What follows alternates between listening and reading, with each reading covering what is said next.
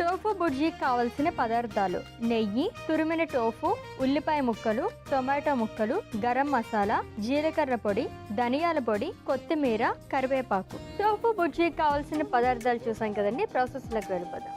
Okay, జనరల్గా మనం egg bhurji అవి చేసుకుంటే అదే ప్రాసెస్ కదా, అంతే. దాని ప్లేస్లో ఎగ్ ప్లేస్లో మనం టోఫు తీసుకున్నాం అంతే.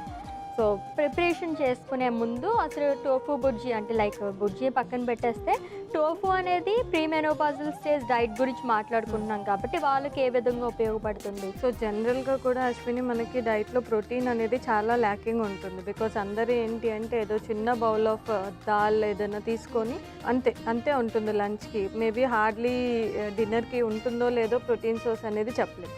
సో అంత తక్కువగా ప్రోటీన్ అనేది తీసుకుంటున్నారు. ఎస్పెషల్లీ ప్రీ మెనోపాజల్ అప్పుడు ఏంటి అంటే ఆ బాడీలో జరిగే హార్మోనల్ చేంజెస్కి, హార్మోనల్ ప్రొడక్షన్కి ప్రోటీన్ కూడా మనకు చాలా ఇంపార్టెంట్. అండ్ టోఫు వచ్చేసరికి మనకు సోయా నుంచి ప్రిపేర్ అవుతుంది. సోయాలో చాలా ఎక్సలెంట్ అమౌంట్ ఆఫ్ ప్రోటీన్ అనేది ఉంటుంది. ఓకే, అందుకోసం అని చెప్పేసి టోఫు అనేది హైయెస్ట్ సోర్స్ ఆఫ్ ప్రోటీన్గా తీసుకోవచ్చు. అందుకు టోఫు తీసుకుంటాం. ఓకే, సో నాన్ వెజ్ తినరు అండ్ డైరీ ప్రోడక్ట్స్ కూడా అవాయిడ్ చేస్తారు. సో కొంచెం స్ట్రిక్ట్ డైట్ చేసే వాళ్ళు ఉంటారు కదా, అలాంటి వాళ్ళకి ఈ రెసిపీ అయితే చాలా బాగుంటుంది. వేగన్స్ ఉంటారు కదా, సో వాళ్ళకి ఇది చాలా యూజ్ అవుతుంది. Okay fine. So process start చేద్దామా? ఖచ్చితంగా. ఏం చేయాలి? ఫస్ట్ స్టవ్ ఆన్ చేసుకోండి. ఫస్ట్ దీంట్లో కొద్దిగా నెయ్యి వేసుకుందాం. సో ఈ ఇంగ్రీడియంట్ అయితే మనం జనరల్గా చేసుకునే ఎగ్ బుజ్జీలో అయితే ఉండదు. నెయ్యిలో వేసుకోం కదా మనం నెయ్యి.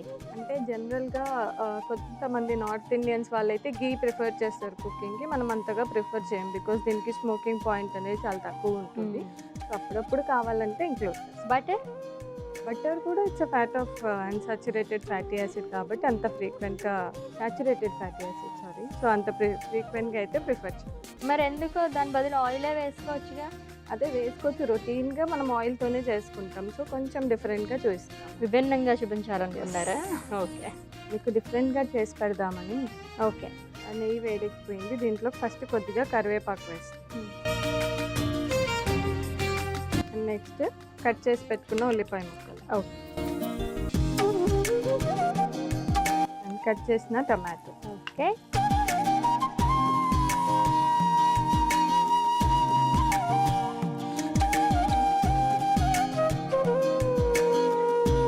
టమాటోస్ కూడా అదే ఎగ్ బుజ్జీలో మీరు వేస్తారా? అంటే ఇది టోఫు బుజ్జీ కదా, టోఫు బుజ్జీ అని వేస్తారా? ఓకే, ఎగ్ బుజ్జీలో అంతగా ప్రిఫర్ చేయం, బట్ టోఫు బుజ్జీలో యాడ్ చేస్తాం. పన్నీర్ కూడా మనము కొంచెం కర్రీ టైప్ గ్రేవీ రావాలంటే కూడా ఎక్కువగా టొమాటో పేస్ట్ యాడ్ చేసుకుంటాం, అప్పుడు గ్రేవీ వస్తుంది. సో ప్రోటీన్ సోర్స్గా మనం టోఫు అనేది తీసుకుంటున్నాం కదా. ఇంకా ప్రీ మెనోపాజ్ డైట్ గురించి మాట్లాడుకుంటున్నాం కాబట్టి ఎటువంటివి ఇంక్లూడ్ చేసుకుంటే మంచిది ఫుడ్లోని? సో వాళ్ళ ఫుడ్లో వచ్చేసరికి ఎక్కువగా న్యాచురల్ ఫుడ్స్ అనేవి ఎక్కువగా ఉండేలాగా చూసుకోవాలి అశ్విని. అంటే న్యాచురల్ ఫ్రూట్ సర్వింగ్స్ కానీ ఖచ్చితంగా ఒక 2 సర్వింగ్ ఆఫ్ ఫ్రూట్ ఉండేలాగా చూసుకోవాలి. అండ్ సెకండ్ వచ్చేసరికి వాళ్ళ తీసుకునే వెజిటేబుల్స్ కూడా ఖచ్చితంగా ఒక 450 గ్రామ్స్ నుంచి ఒక 1/2 kg ఆఫ్ వెజిటేబుల్స్ ఉండాలి. అంటే అది ఓన్లీ 1 మీల్లో కాదు, డే మొత్తంలో. అంటే మనం తీసుకునే సలాడ్ కావచ్చు, బ్రేక్ఫాస్ట్, లంచ్, డిన్నర్ అన్నిట్లో కలిపేసి ఒక 500 గ్రామ్స్ వరకు వెజిటేబుల్స్ ఉండాలి. అప్పుడే బాడీకి కొంచెం మంచి ఫైబర్ అనేది లభిస్తుంది. అండ్ ఫ్రూట్స్ అండ్ వెజిటేబుల్స్లో మనకు న్యాచురల్గా చాలా వైటమిన్స్ అండ్ మినరల్స్ వస్తాయి. అండ్ నెక్స్ట్ వచ్చేసరికి ప్రోటీన్ ఎక్కువగా కాన్సన్ట్రేట్ చేయాలి. కార్బోహైడ్రేట్స్ అంటే సింపుల్ కార్బోహైడ్రేట్స్, మైదా బేస్డ్ ప్రోడక్ట్స్ అలాంటివి తగ్గించి ఏవైతే మనకు హెల్త్ చాలా benefit like vegetables, fruits, pulses and millets ఇలాంటివి ఇంక్లూడ్ చేసుకుంటే చాలా మంచిది. ఓకే, సో జనరల్గా ఏది అవాయిడ్ చేసుకోవాలనుకుంటే మైదా పిండి అని చెప్పేసి ఇప్పుడు అందరు ఇంట్లో దొరుకుతుంది కాబట్టి ఇంకా ఏమేమి అవాయిడ్ చేస్తే మంచిది? బయట ఫుడ్స్, జంక్ ఫుడ్స్ అవి ఎలాగో తినద్దని చెప్తారు. అవి కాకుండా ఎక్కువగా ఏంటంటే డీప్ ఫ్రై చేసుకుంటాం కదా ఇంట్లో, అలాంటివి కాకుండా స్టిర్ ఫ్రై అంటాం. జస్ట్ ఒక నాన్ స్టిక్ ప్యాన్ పెట్టేసి లైట్గా ఫ్రై చేసుకొని తీసుకోవడం అలాంటివి చేసుకోవాలి. అండ్ ఎక్కువ డాల్డా, ఎక్కువ ఆయిల్ యూజ్ చేయడం అది తగ్గించాల్సి. ఆల్మోస్ట్ ఇప్పుడు డాల్డా అనేది మానేశారు అందరూ కూడా, ఇది వరకు రోజులు ఎక్కువగా యూజ్ చేసేవారు. ఒకసారి ఇది మిక్స్ చేసుకుందాం. నెక్స్ట్ దీంట్లో కొద్దిగా పసుపు యాడ్ చేసుకున్నాము. ఓకే,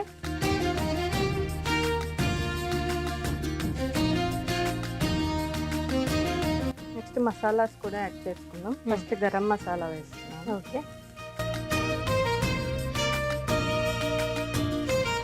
కొద్దిగా ధనియా పొడి, కొద్దిగా జీలకర్ర పొడి, ఓకే. కొద్దిగా ఉప్పు.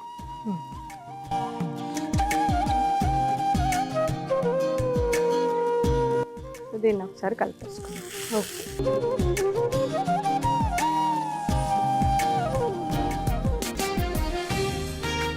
సో నెక్స్ట్ మనము తురిమేసి పెట్టుకున్న టోఫుని వేస్తాం. ఓకే. దీన్ని ఒకసారి కలిపేస్తాం.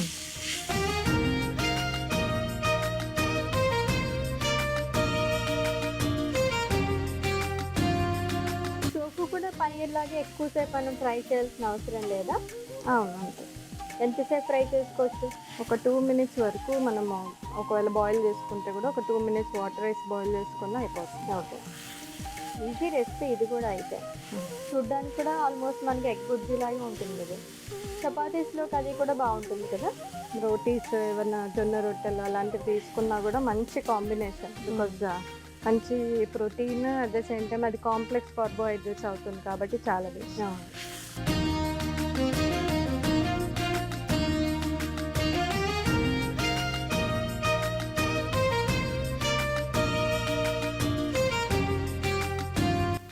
సో మన రెసిపీ రెడీ అయిపోయింది వస్తుంది. ఫైనల్గా కొత్తిమీరతో గార్నిష్. ఓకే.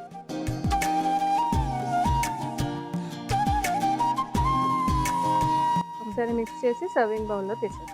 ఓకే.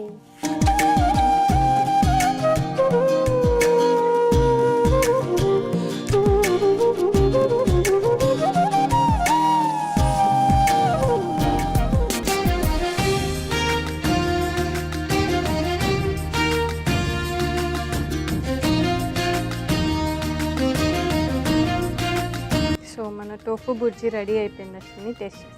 ఓకే. ఫైనల్గా రెడీ అయిపోయిందండి. మంచి అరోమా అయితే వచ్చేస్తుంది. చూసారా, వేడి వేడిగా ఉందన్నమాట.